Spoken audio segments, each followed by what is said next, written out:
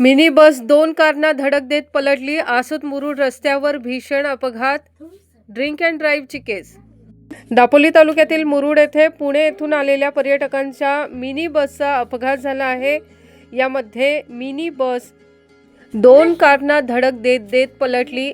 यामध्ये दोन्ही कारचं मोठ्या प्रमाणात नुकसान झालं आहे. तर मिनी बस चालक हा मद्यधुंद अवस्थेत होता.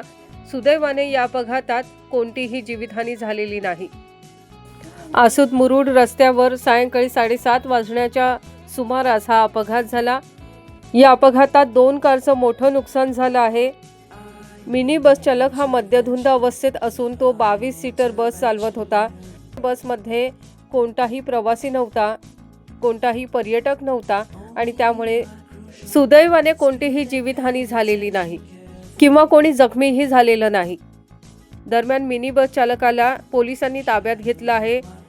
तथापि अद्याप तो बोलण्याच्या अवस्थेत नसल्याने त्याच्याकडून कोणतीही माहिती प्राप्त होत नाही. ज्योती बिवलकर, दापोली वार्ता.